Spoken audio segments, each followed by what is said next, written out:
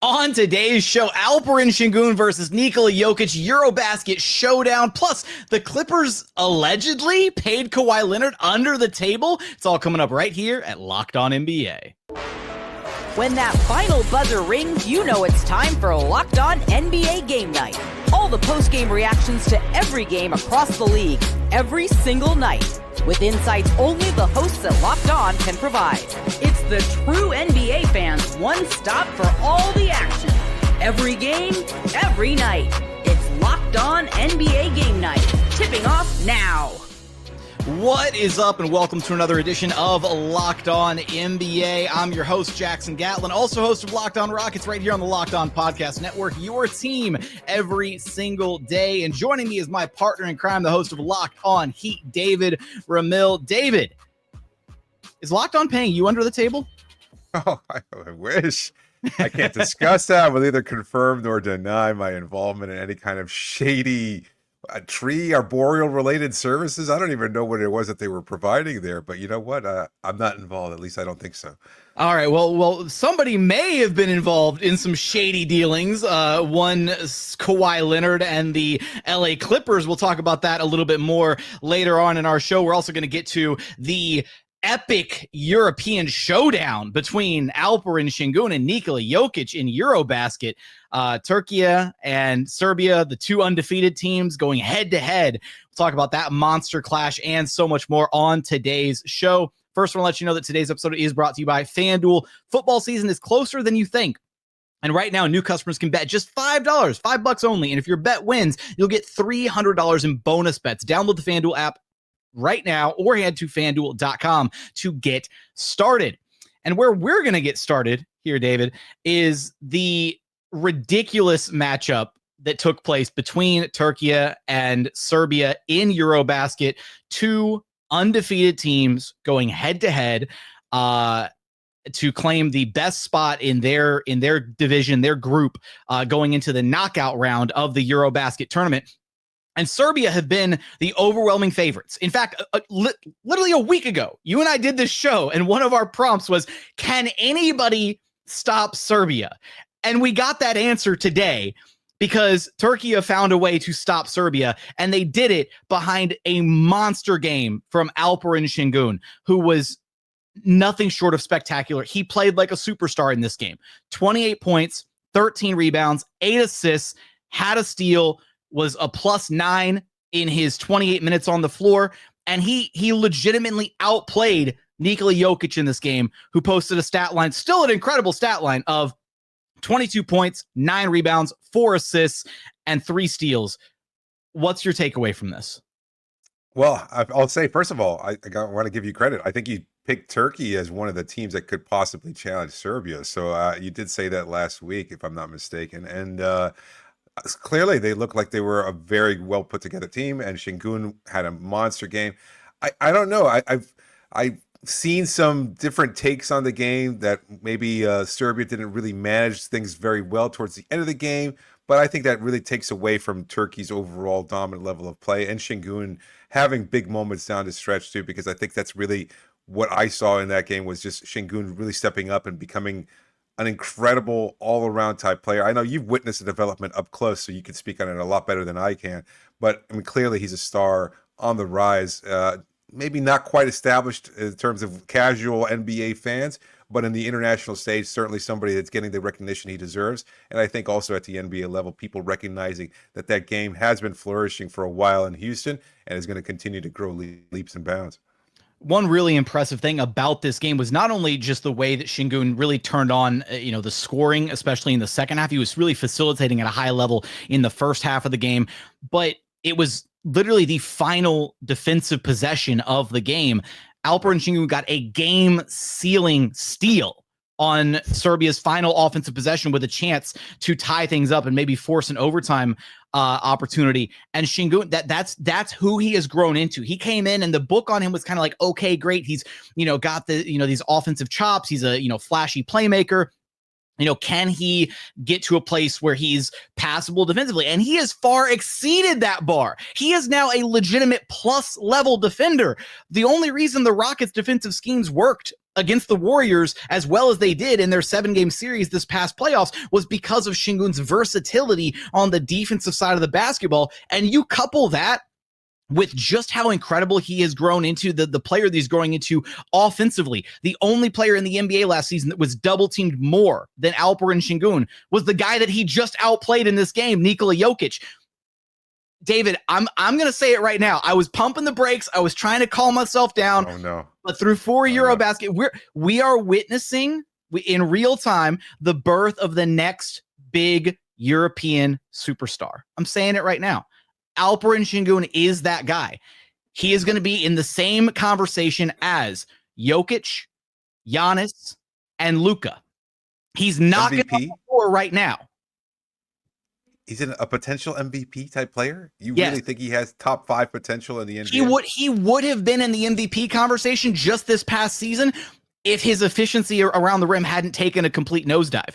He hovered around 58, 60% TS the first, his year 2, year 3 in the NBA, and it plummeted, or his field goal percentage plummeted all the way down to like 49% this past year.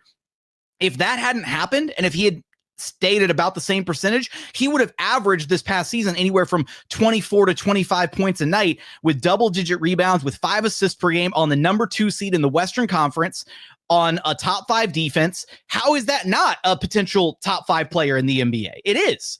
And so I think we are witnessing this growth from him, and I'm more than excited for this next season to see, everybody's making out the Rocket. They're going to be legit contenders. The addition of KD is very much that, but it turns them into legitimate contenders. But I think that we are maybe a little bit sleeping on the fact that Alperen Sengun just turned 23. It's not like he's in his prime right now. He's still so young, and he's already playing at this level. I think it's very possible we see him take yet another substantial leap this year and claim one of those top spots as one of the best European players in all of basketball. Who was he drafted by? Was it at the Morey front office, or was he was drafted by the Stone front office? No, they took over, and it was completely, now technically he was drafted by the OKC Thunder, and they traded him to the Houston Rockets, but that was one of those draft night trades, so it was one of the dumb, like he had to walk across the stage in the Thunder hat and everything. Sure. But it's just shout out to OKC for gift wrapping another generational star to the Houston Rockets. Thank you very much, OKC. Well, considering they just won the championship and they've got the next, 40 first-round picks available to them over the next couple of seasons, I think they're okay. But it kind of just shows their scouting department, they always seem to have an understanding of where to find the right level of talent. But kudos to Houston and their front office for being able to recognize this kind of potential. I didn't think he had it. I don't know that if early on, I think he was somewhat of a disappointment, although he was still kind of growing into it. But he was still so young, to your point. And now we're kind of seeing this incredible growth. Does that concern you in terms of how the blending of a player like KD, who is expected to take over a team, will work? I'm sure you've probably talked about this on Locked On Rockets, but now seeing Sengun continue to develop even at this world stage, and I know it doesn't necessarily translate apples to apples with the NBA, but incorporating a player like KD is always a challenge. Is this Sengun's team that KD has to fit into? Does it defer to KD? How does that pairing work? Because I think that could be a legitimate concern. It's not just a matter of acquiring as much talent as possible. You have to know how these players can fit alongside in key moments down the stretch. And you have to trust that Ime Udoka is the kind of coach who can delegate that responsibility in a good way. Do you have any concerns about that pairing and how that plays out over the course of the season? Honestly, not really. And I think you hit the nail on the head there right at the end. No, genuinely, because it on paper, Sengun and KD are a seamless fit with one another, right? Sengun loves facilitating for his teammates. He loves being, the straw that stirs the drink for a team. And he's content with walking out of a game with 10 plus assists if that's what gets the win. He doesn't need to be a focal scoring option, and he doesn't even necessarily need to have the ball in his hands to be effective, right? He can set screens. He can have the ball in his hands and then pass to facilitate that way. There's so many different ways that he can impact the game, and that him and KD should be able to really marry their skill sets together perfectly this upcoming season to really become an impressive dynamic duo. And I know that Wes Goldberg talked about it on the daily Locked On NBA show here on this same feed already, but that, Sengun is going to be the most talented big man that KD's ever played with. We've never seen KD play with a big as talented as Alperen Sengun. We haven't. And so this will be the first time. It's a razor here. I don't know what's going on. Hey, honestly, yeah. You know what? Justified. So, at the end of the day, like, I think that this is, it's not, it's Sengun's team. Oh, it's KD's team. First off, I think this is Ime Udoka's team. Like, he's the leader of this team. He's the emotional, charge this team needs. Everybody answers to Ime. And if you don't, then it's his way or the highway, for better or for worse. But everybody has bought into that. And KD wouldn't have picked Houston. He wouldn't have chosen Houston as his destination if he wasn't prepared to buy into that philosophy and that ideology that Houston has centered around Ime Udoka, having been coached by him before, having a great pre-existing relationship with Ime Udoka. So no, I'm really not concerned about how this works this upcoming season. If anything, it just means that the Rockets will have a top 10, top 15 talent in KD on hand, and they may be surprised with just how good Alperen Sengun is this next season. They might have 2 top 20 guys on their roster this next season and be legitimate title contenders, with an up-and-coming Amen Thompson as well, who has a chance to be a really, really special superstar. So things are certainly exciting in Houston. Alperen Sengun is on the come up. I don't know how you know what? I want to know from our listeners in the YouTube comments. We don't have time to talk about this because we got so many other things to get to, but I wonder how many people would take, how many centers you take before you get to Alperen Sengun. Like, how many can you confidently say, I would take XYZ center ahead of Alperen Sengun? I think the list is only like 3 names long. I'm not going to say who those names are. That's for you in the YouTube comments to share and talk about. Jokic, Embiid, and who else? I'm missing the third center here. Wemby? Yeah. And even then, given Embiid's injury history, I don't know if I'm doing it. If you could give me like a full, fully healthy, whatever, he's an MVP, but I don't know that he facilitates at quite the level that Sengun does. Sengun is like baby, and it's not even, no, you know what? Shout out to the EuroBasket account who said, no more baby Jokic, call him Daddy Sengun. That was the best tweet of the day, the best comment, call him Daddy Sengun. That's where we're going to leave things off at. We want your thoughts though in the YouTube comments. Tell us what you think about Sengun's emergence as the next big European superstar. Coming up, the Clippers allegedly paid Kawhi Leonard under the table. We're going to get there in just one moment. First, today's episode is brought to you by FanDuel. The NFL season is almost here, and FanDuel is making sure you're ready for kickoff with a can't-miss offer. Right now, new customers can bet just $5, and if your bet wins, you'll get $300 in bonus bets to use across the app. Look, FanDuel is awesome because it lets you bet however you like. Player props, building a same-game parlay, or even jumping in live as the action unfolds. Right now, you can head on over to FanDuel.com. Take a look at the outright favorites to win this year's Super Bowl. Ravens and Eagles right there, plus 700 each to win it all this season. Right behind them, you got the Bills at plus 750, the Chiefs plus 850, and in distant 5th place, you got the Lions at plus 1,200. So for all those odds and so much more, head on over to FanDuel.com. If you're ready to play, download the FanDuel app now by visiting FanDuel.com to get started. That's FanDuel.com to place your first $5 bet. And continuing on here at Locked On NBA, thanks so much for making us your first listen each and every single day. For your second listen, if you want to hear me talk more about Alperen Sengun, head on over to Locked On Rockets. Go check out David at Locked On Heat. Go find the Locked On Show for your favorite team. Maybe it's the Clippers, because we're going to need some damage control if you're a Clippers fan for whatever the hell is going on with Kawhi Leonard and Steve Ballmer and whatever this mess of a alleged mess of a situation is. Let's throw it out to Locked On Clippers for more on what's going on in Clipperland. Well, another day of waking up to absolutely crazy news in Clipperland. Based on a story from The Athletic's Pablo Torre, the Clippers were found to be paying Kawhi Leonard allegedly $28 million under the table, circumventing his contract with a company or with a sponsorship or a partnership with a company known as Aspiration that was like a tree planting company that Steve Ballmer allegedly invested a bunch of money in. Not even allegedly, I think they found that he actually invested in them. And if you remember as a Clipper fan, whenever we would make a three, there was that threes for trees thing. Apparently, the Clippers ended their partnership with Aspiration in 2023, but the company was proven to be fraudulent in March of 2025. And I mean, there's so much to unpack here. Did the Clippers pay Kawhi Leonard by using this partnership? All and more on today's Locked On Clippers. All right, David, first things first, I just want to say that if you were gonna pay an NBA player under the table using like some fake kind of shell company that is supposedly, could you not pick something better than like a tree planting company? Like, that's so just random and off, and I don't even know. Threes for trees, like, and okay, so past that, what do you make of this? Like, do you really believe in the reporting by Pablo Torre that Steve Ballmer attempted to circumvent the NBA salary cap in order to pay Kawhi Leonard under the table? 100%.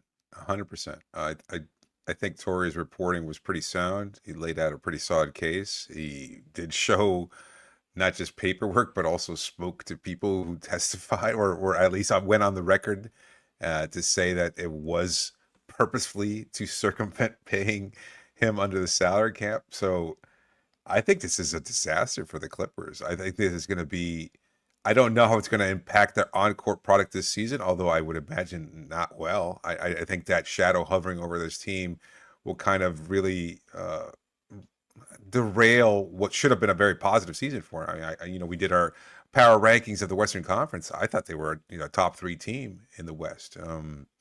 And now with that kind of hanging over them, not only are you looking at this season, but you're going to look at some heavy fines, of which Ballmer can, look through the couch cushions and probably pay off pretty easily. But there's going to be sanctions put upon the team. They're going to lose draft picks. Who knows how the NBA is eventually going to do that? Because while it might be something that owners do or team governors do frequently to get caught like this, that's a black eye on an organization like the Clippers that's just recovering from the Donald Sterling crap. And that, that shadow was hanging over the Clippers for such a long time. And now it's, they moved into their new arena. It's going to be all just puppy dogs and ice cream from here on out. And it's like, not quite. Turns out we kind of don't care about the salary cap. And if that's the case, like, it's such a bad example because, whether or not other teams are doing it, I guess there's no investigative proof on that. I wonder whether or not it's going to change the way the NBA kind of examines these salary caps. Like, it took so much reporting from Torre just to figure this out that I don't know that the NBA is equipped to take that kind of a deep dive into every team and their financial structures and to see whether or not somebody has something cooking under the books or off the books. And so it's just incredible. So I don't think there's any doubt about it, to be honest with you. I mean, I know this is all still very new and we're all kind of finding out, but there are other outlets that have taken this story and kind of run with it. And I think that when you have so much steam continuing to build up here, it's going to be nothing but a black eye for the NBA and for the Clippers specifically. But to me, this is already something that is almost close to being proven. And I'm just awaiting the NBA to say, yeah, we've found out what's going on and we're going to determine X infractions against the Clippers, because there's no way that a team can get away with this. So I don't know. I don't know how else to look at it, but to me, it seems like a very well reported story, and I think it's very legitimate. And I wonder how the Clippers will eventually be able to recover from this, because again, they were a team that was on the rise. They looked like they were building things the right way, and now all of a sudden you have this very severe punishment that's looming in the shadows there, and that could have changed so much about how this team moves forward. NBA spokesman Mike Bass told ESPN, "We are aware of this morning's media report regarding the LA Clippers and are commencing an investigation. So we'll see whether they do the investigation internally or if they hire like an outside firm to do some digging as well." And for me, we've seen teams be penalized for things in the past, right? Tampering, paying players on it, like doing all this kind of shady stuff.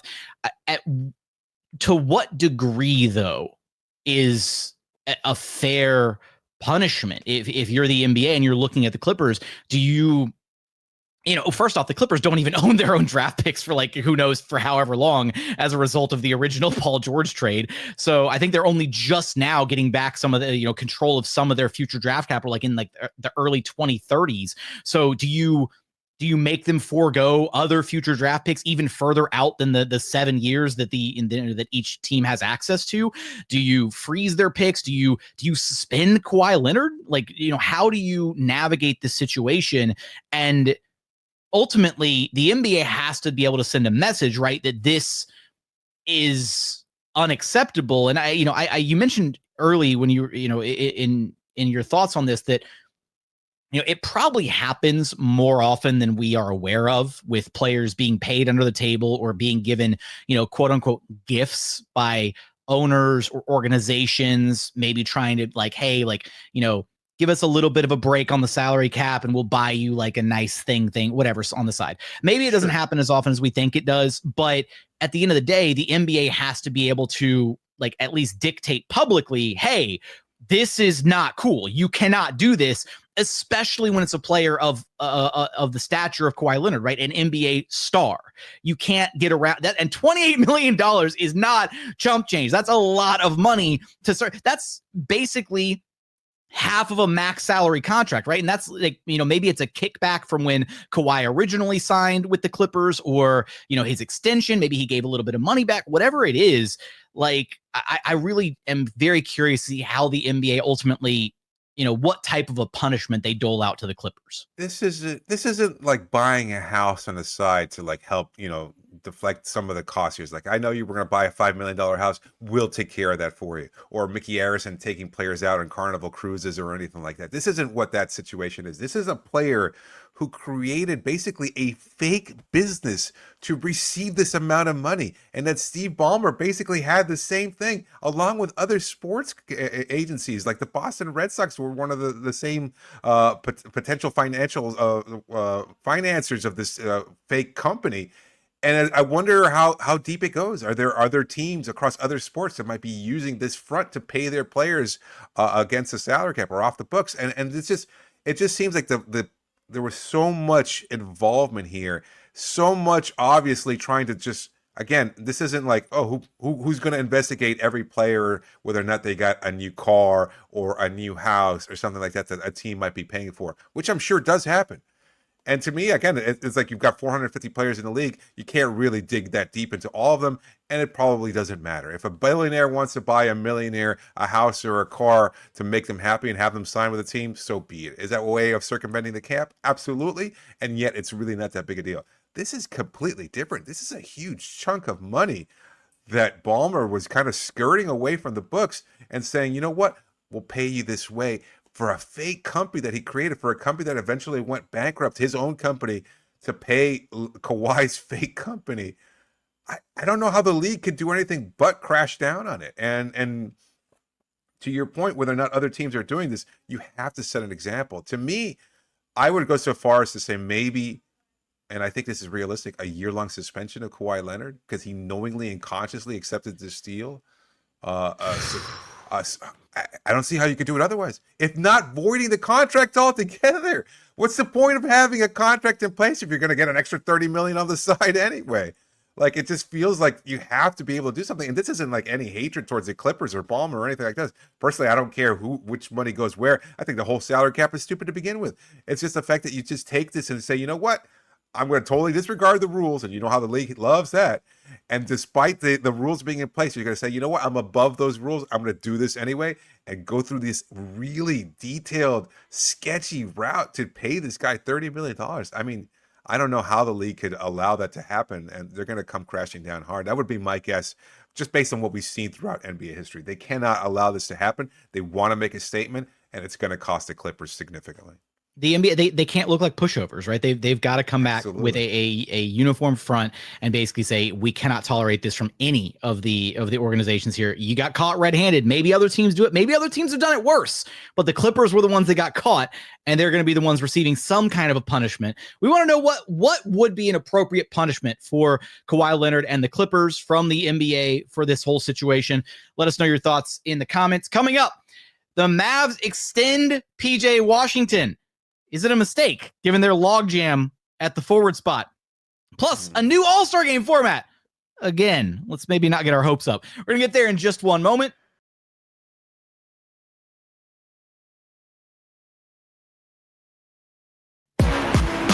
and final segment here at Locked On NBA, where we have breaking news literally in the middle of recording our show. The Clippers have issued a statement. We just went through this whole segment talking about the Kawhi Leonard and the Clippers situation, the alleged being paid under the table.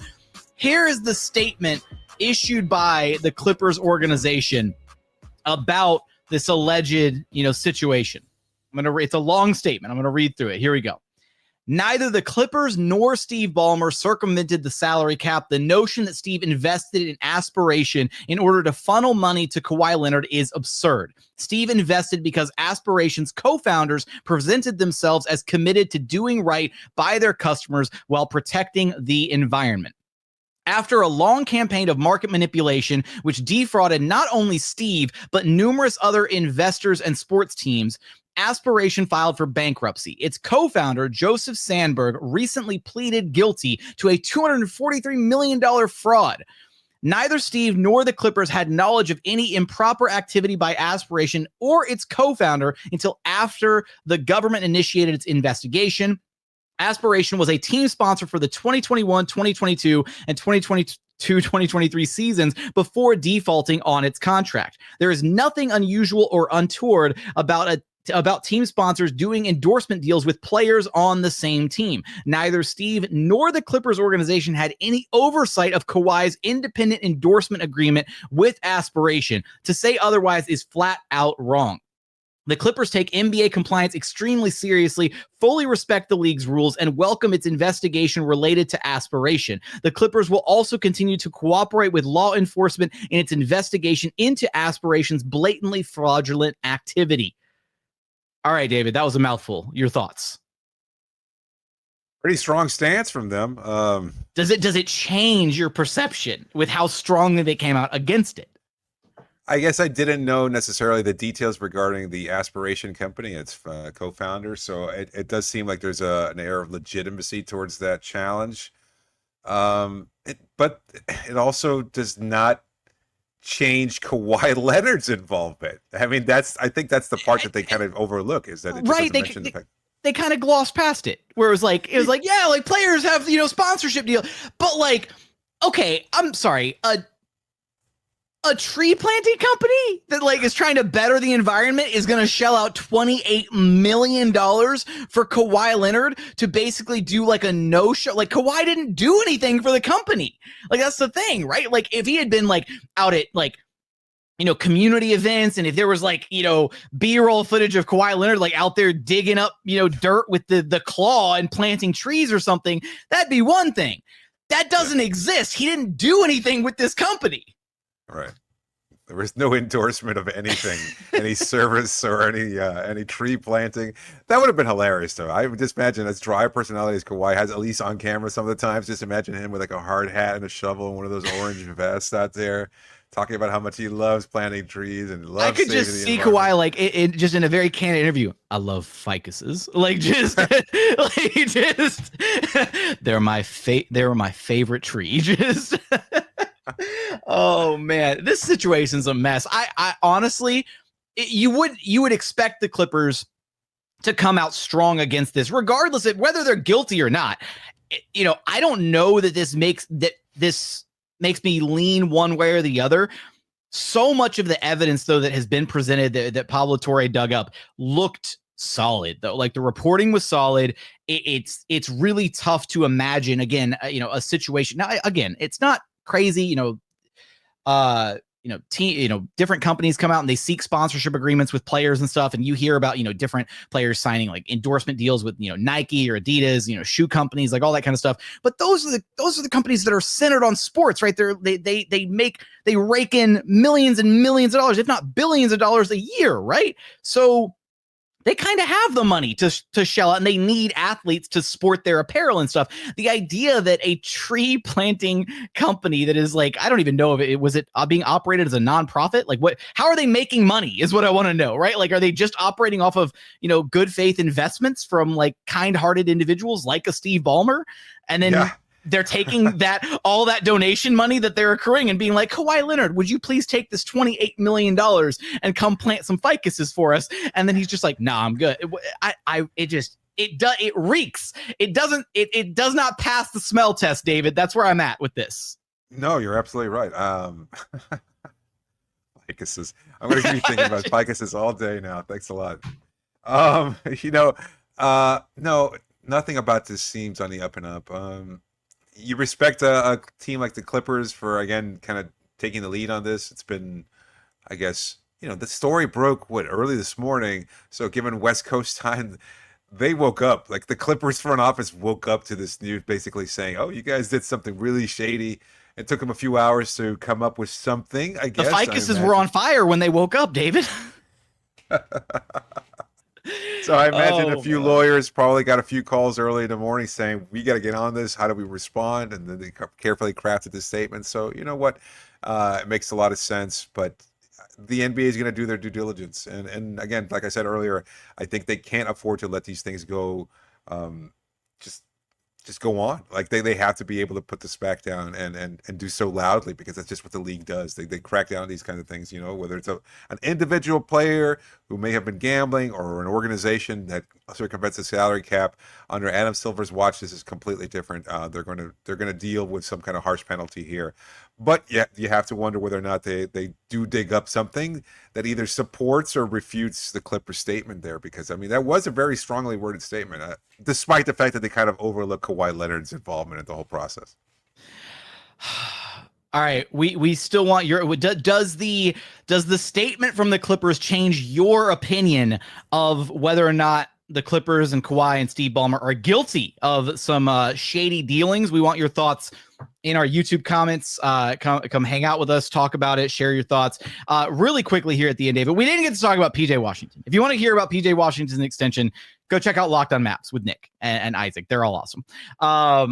Really quickly though, here at the end, there is another new All-Star Game format. Shams Charania reporting that the 2026 NBA All-Star Game format is likely to feature a round-robin tournament consisting of 3 8-player squads of 2 USA teams and 1 world team. Per ESPN, NBA and Players Union presented format to the competition committee on Wednesday, and the response was overall positive.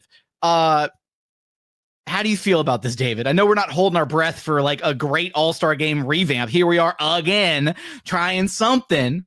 What do you think? Yeah, I'm going to try and lean into it in a positive way. I think it's ridiculous. We were talking about it before we started recording, and I've done a complete 180 since we started, because I just feel like I don't want to. I can't. I have to wait till I see it. You don't want to be the old man yelling at the cloud. It's okay, David. I get it. Listen. I felt the same way about the in-season tournament, and I wound up actually enjoying all these games and understanding that there's added stakes to them, and that made them more exciting. At first, I was like, "Why bother doing this? This doesn't make any sense. It's ridiculous." And you know what? We all got caught up in it. We all got swept up in the emotions of this in-season tournament.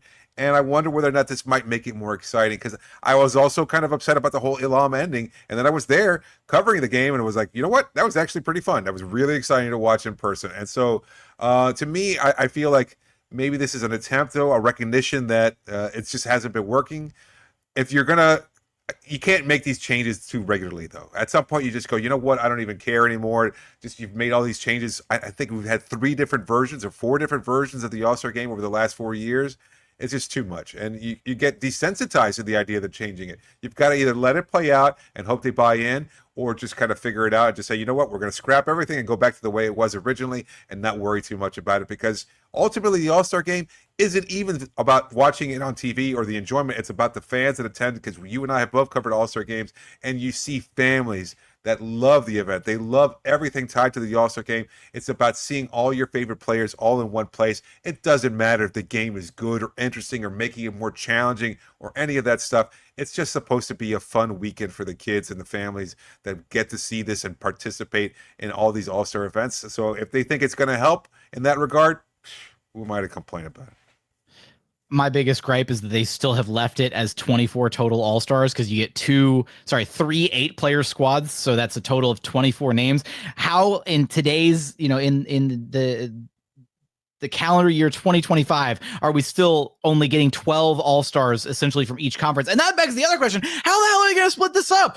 So you get 16 USA players and then 8 world players? Like how? And then the ultimate final question is, what team does Joel Embiid play for? Like, dual citizenship? Does he play for Team World in one game and then like switch over to Team USA for the other one? Like, it's gonna be just like the Team USA debacle. It's gonna be, I don't know. Maybe I'll be the old man yelling at the cloud. It's going to be a mess. I don't know. I would love to be pleasantly surprised if it actually turns out good. Although Team World is starved for some guard talent. That's all. That's where we will leave this off at. They've got SGA. They've got Luka. I don't know who else they really got past that. With that, we want your thoughts on everything. Give us your thoughts on the Clippers scandal, alleged scandal. Give us your thoughts on the new All-Star game format. And Alperen Sengun versus Nikola Jokic, EuroBasket, everything that we talked about in today's episode. Until next time, thanks so much for tuning in. Thanks for making us your first listen. Be sure to look out for our sister show, the daily Locked On NBA program, right here on this exact same podcast feed or on the YouTube channel. Till then, we will catch you guys on our very next Locked On NBA.